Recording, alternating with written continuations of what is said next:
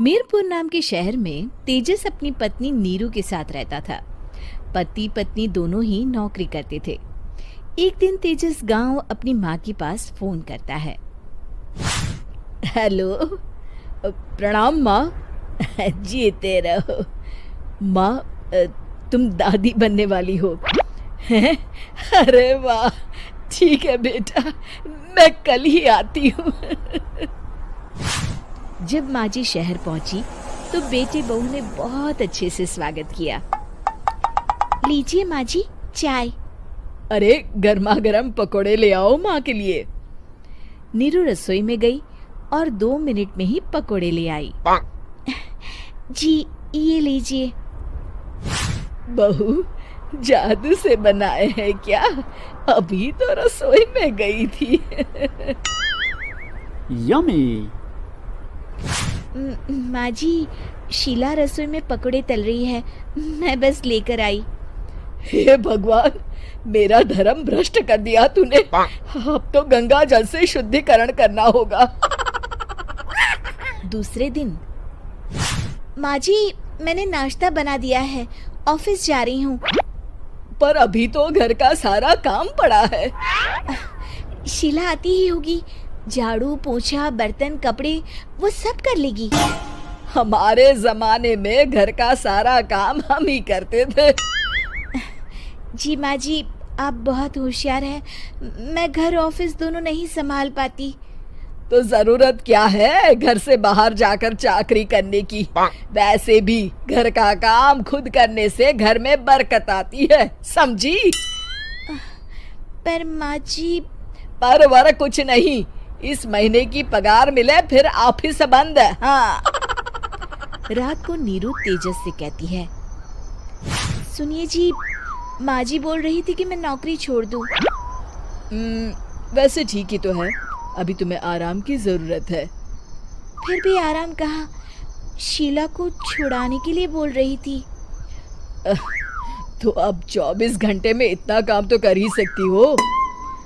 पर जॉब पसंद है मुझे, घर पर मन नहीं लगेगा। अगले दिन जब दोनों ऑफिस के लिए निकल रहे थे, मेरी तो कोई कीमत ही नहीं है इस घर में। माँ जी, आजकल महंगाई बहुत है, रहन सहन भी बदल गया है, दोनों नौकरी करते हैं तभी ठीक रहता है। अच्छा, तू कहना क्या चाहती है?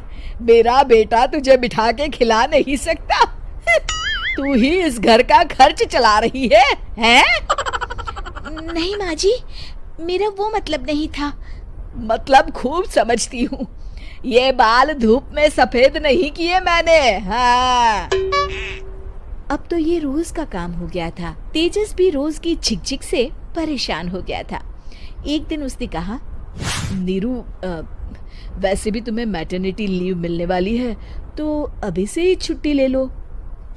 पर क्या, मेरी सैलरी अच्छी खासी है। आखिर नीरू ने रिजाइन कर दिया। जब बच्चा हुआ तो घर में सब बहुत खुश हुए। कुछ दिनों बाद तेजस फाइल देख रहा था। क्या हुआ तेजस, कुछ परेशान लग रहे हो? हाँ, वो हमारी जितनी सेविंग्स थी वो तो हॉस्पिटल में और छठी के फंक्शन में खत्म हो गई है नीरू। और अभी वैसे मंदी चल रही है तो मैं बोल रही थी कल मुन्ना को हेपेटाइटिस का टीका लगवाना है। नीरू, क्या पोस्टपोन नहीं कर सकते? नहीं जी, बिल्कुल नहीं। अब तेजस को समझ में आ रहा था कि उससे गलती हुई है। पैसों की कमी का असर घर के माहौल पर भी पड़ रहा था। अगले दिन, बेटा मेरा चश्मा और ये दवाइयाँ ले आना, पर्चा देते हुए माँ जी ने कहा। जी। तेजस, मुन्ना के लिए दूध का डिब्बा और डायपर भी ले आना, और ये किराने के सामान की लिस्ट है, इसे भी लाना है। तेजस गुस्से में लिस्ट मरोड़कर फेंकता है और चिल्लाता है, पैसे क्या पेड़ पर उगते हैं? ये ले आना, वो ले आना। अरे पर ये जरूरत का सामान ही है। वो गुस्से में बिना कुछ कहे ऑफिस चला गया। अरे लंच तो ले जाइए। नीरू दौड़कर डिब्बा पकड़ाती है एक दिन खाना खाने के बाद, नीरू, अब तो मुन्ना कुछ बड़ा हो गया, तो अब तुम वापस ज्वाइन कर लो ना जॉब। पर इस रिसेशन में जॉब मिलना बहुत मुश्किल है। ट्राई तो करो। फिर मुन्ना, माँ जी है ना, और एक फुल टाइम मेड भी लगा लेंगे। पर माँ जी, उन्हें तो पसंद नहीं।